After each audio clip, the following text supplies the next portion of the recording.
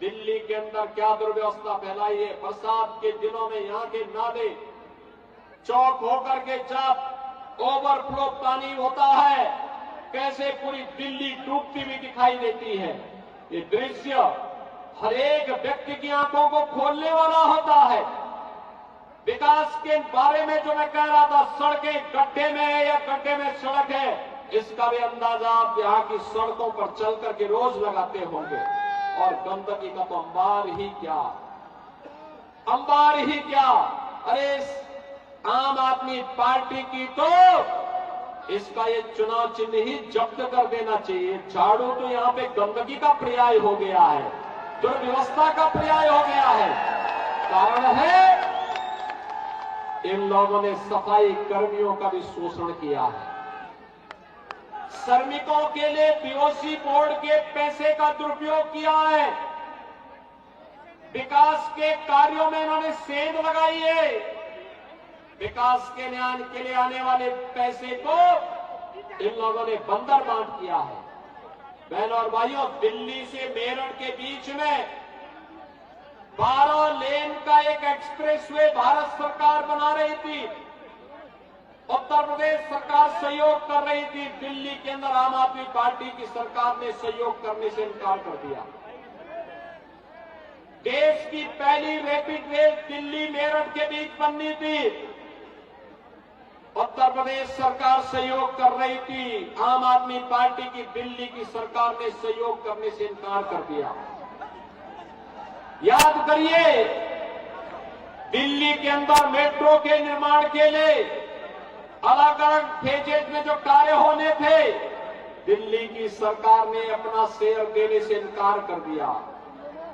याद करिए, आज से 12 साल 15 साल पहले जिस दिल्ली को नेतृत्व कभी श्री मदन लाल खुराना जी ने दिया हो, श्री साहब सिंह वर्मा और श्रीमती सुषमा स्वराज जी जैसे यशस्वी नेताओं का मार्गदर्शन और नेतृत्व जिस दिल्ली को प्राप्त हुआ हो, आज उस दिल्ली की दुर्गति क्या है यह किसी से छुपा हुआ नहीं है। जो व्यक्ति पिछले 10-11 वर्षों से बेवकूफ बना रहा है दिल्ली की जनता को झाड़ू लेकर के, कम से कम दिल्ली की सड़कें साफ ही होती, लेकिन सफाई नहीं है, बल्कि झाड़ू गंदगी फैलाने का एक माध्यम बन गया है दिल्ली के अंदर। जिस भी सड़क पे जाओ कूड़े का ढेर पड़ा हुआ है। जिस भी सड़क पे जाओ कूड़े का ढेर है, बदबू है, सीवर सड़कों पे बह रहा है, सड़कें बेतरतीब हैं, बिजली नहीं मिलती है, पेयजल की सुविधा से जनता को वंचित रखा जाता है। और मैं तो आपसे यही कहने के लिए आया हूं, जिस पार्टी ने और जिस व्यक्ति ने पिछले 10 वर्षों से दिल्ली की जनता को प्यासी तड़पने के लिए छोड़ा है, उस पार्टी को आज अपने वोट से तरसा दीजिए उसको। ये सबसे अच्छा अवसर है।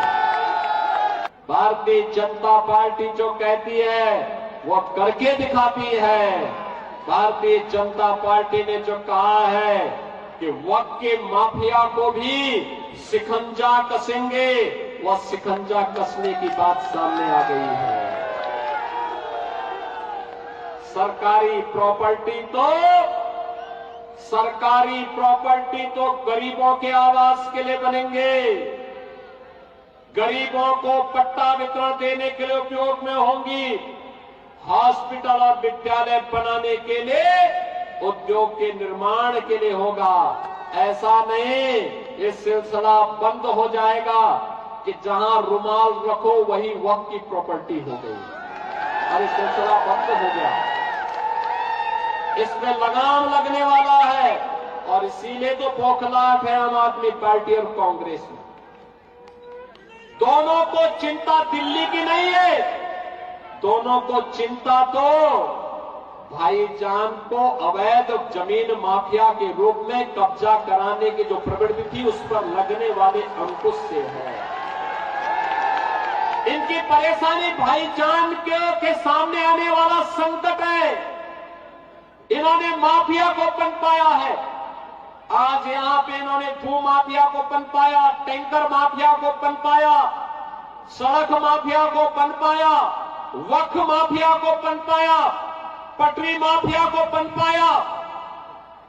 हर एक प्रकार के माफिया को, प्रवृत्ति को, कि दुष्प्रवृत्ति को आगे बढ़ा करके इन्होंने अपने राजनीतिक उल्लू को सीधा किया है। के अंदर उत्तर प्रदेश सरकार की भी लैंड थी, सिंचाई विभाग की बड़ी लैंड है, हजारों एकड़ लैंड है, और अचानक आम आदमी पार्टी की सरकार बनी। इनका ओखला का विधायक वहां पर कुछ लोगों को जबरन वहां पे कब्जा कराने लग गया। बांग्लादेशी घुसपैठिए थे। हमने एक दो बार अनुरोध किया कि भाई ये कब्जा मत कराओ, लेकिन जब ये लोग नहीं माने, अंततः मुझे उत्तर प्रदेश से पीएसी फोर्स भेजनी पड़ी और बुलडोजर भी भेजना पड़ा, उन सबको जाना पड़ा, अपनी जमीन को वापस कब्जा लिया। मैंने कहा दिल्ली के अंदर विकास के लिए जमीन चाहिए, उत्तर प्रदेश सरकार देगी, लेकिन बांग्लादेशी घुसपैठियों के लिए और वक्फ माफिया के नाम पर कब्जा करने के लिए 1 इंच जमीन नहीं देने वाले हैं। इनके कृत्य कैसे हैं ये तो कोविड कालखंड में हमने देखा, जब इन्होंने दिल्ली के अंदर गरीबों के पानी के कनेक्शन काट दिए थे, बिजली के कनेक्शन काट दिए थे, राशन के कार्डों राशन से वंचित कर दिया था, स्वास्थ्य की सुविधा से वंचित करने का काम किया था। यही आम आदमी पार्टी की वास्तविक पहचान है। बहनों और भाइयों, आम आदमी पार्टी वक्फ बोर्ड का ही एक नया परिवर्तित रूप है। ये लोग जो जमीन देखते हैं उस जमीन पे काबिज होने का प्रयास करते हैं, और इसीलिए मोदी जी के नेतृत्व में आप देख रहे होंगे, मोदी जी के नेतृत्व में 10 वर्ष में जो कहा मोदी जी ने करके दिखाया। 10 वर्ष में जो कहा सो करके दिखाया। मोदी जी ने कहा था हम विरासत का सम्मान करेंगे। काशी में काशी विश्वनाथ धाम भव्य रूप में सबके सामने आ गया। 500 वर्षों का इंतजार समाप्त करके अयोध्या में राम मंदिर का निर्माण हो गया। हर व्यक्ति को याद अयोध्या जाता है, ये डबल इंजन सरकार के कारण मोदी जी के नेतृत्व में हुआ है। बहनों और भाइयों, आप उत्तराखंड के केदारपुरी में जाएंगे, भगवान केदारनाथ जी का भव्य केदारपुरी के दर्शन हमें देखने को मिलते हैं। मध्य प्रदेश में जाएंगे, महाकाल का महालोक का दर्शन देखने को मिलता है। वहां का विकास, वहां पे पर्यटन की सुविधाओं के विकास के माध्यम से लाखों लोगों को रोजगार की सुविधा प्राप्त हुई। आम आदमी पार्टी की सरकार एक माफिया सरकार है। ये माफिया सरकार है, भू माफिया को प्रश्रय देती है, ये टैंकर माफिया को प्रश्रय देती है, बस माफिया को प्रश्रय देती है। ये तमाम प्रकार की अराजकता को जन्म देने वाली सरकार है। बांग्लादेशी घुसपैठियों और रोहिंग्या को प्रश्रय देकर के अराजकता फैलाने का काम करती है।